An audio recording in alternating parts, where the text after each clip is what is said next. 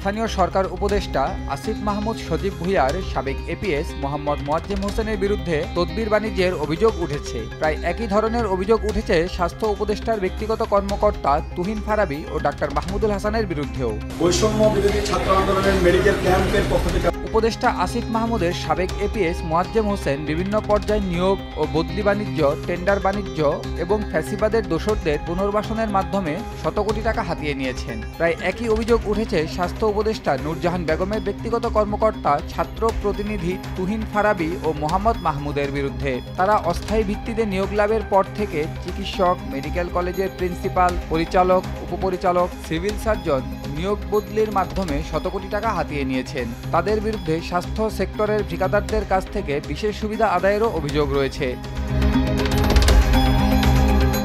গণমাধ্যম ও সামাজিক যোগাযোগ মাধ্যমে তদবির বাণিজ্যের মাধ্যমে ৪০০ কোটি টাকা হাতিয়ে নেওয়ার অভিযোগ প্রসঙ্গে মোয়াজ্জেম হোসেন তার ফেসবুক পোস্টে লিখেছেন, ২০২৩ সালে নিজের ক্যারিয়ার গড়তে রাজনীতি ছেড়ে বিসিএস প্রিপারেশন নেই। ৪৬তম বিসিএস এর প্রিলিমিনারি পরীক্ষা পাশ করি। আন্দোলন পরবর্তী সরকারে আসিফ মাহমুদ দায়িত্বে আসার পর আমাকে কাজ করার অফার করা হলে আমি স্পষ্টভাবে বলি আমি স্থায়ী ক্যারিয়ারের প্রশ্নে যে কোনো সময় চাকরি ছেড়ে দেব। তিনি পোস্টে আরও লেখেন, একদল আমাকে আমেরিকার বাড়িওয়ালা, একদল দুবাইতে রিসর্টের মালিক বানিয়ে ফেলতেছেন। কেউ কেউ আবার ৩০০ কোটি, আবার কেউ ৩০০০ কোটি টাকার মালিক বানাচ্ছেন। আপনাদের জ্ঞাতার্থে বলি, গত ৫ আগস্টের পর আমি এবং আমার পরিবার ও আত্মীয় স্বজনের কারো সম্পদ অস্বাভাবিকভাবে বেড়ে থাকলে আপনারা আইনগত ব্যবস্থা গ্রহণ করতে পারেন অথবা অভিযোগ জানাতে পারেন।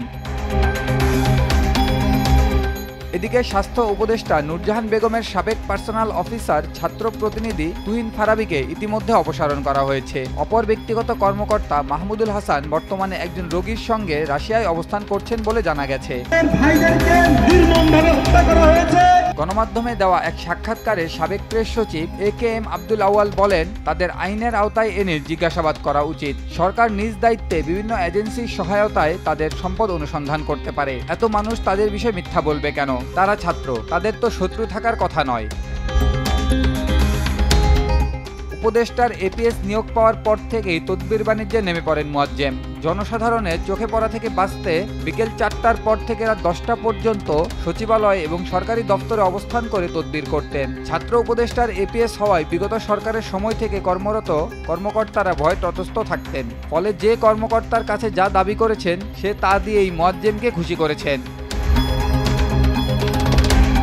গণমাধ্যম সূত্রে জানা যায়, মোয়াজ্জেম নিজেই police, BGB, coast guard, fire service, Ansar শাখায় কর্মরত কর্মকর্তাদের কাছে গিয়ে ঠিকাদারি তদবির করতেন। পানি সম্পদ মন্ত্রণালয়েও ছিল মোয়াজ্জেমের বিচরণ। আওয়ামী লীগ আমলের ঠিকাদারদের ফেলে যাওয়া কাজ সম্পন্ন করতে নতুন ঠিকাদার নিয়োগ ও কাজ পাইয়ে দিতে তদবির করতেন মোয়াজ্জেম। গণপূর্ত অধিদপ্তরের ঠিকাদার ও প্রকৌশলী বদলির তদবিরও করতেন তিনি।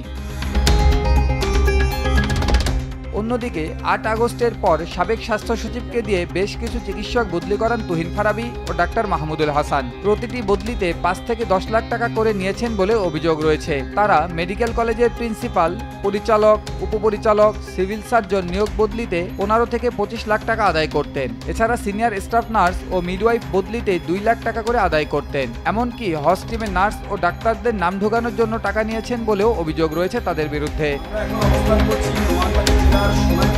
রাজনৈতিক নেতাকর্মীদের বিরুদ্ধে অনেক সময় অনেক অভিযোগ ওঠে। তদন্তে তা প্রমাণিত হলে আইনগত ব্যবস্থা ও শাস্তিমূলক পদক্ষেপ নেওয়া উচিত বলে মনে করেন সমাজের বিশিষ্টজনেরা।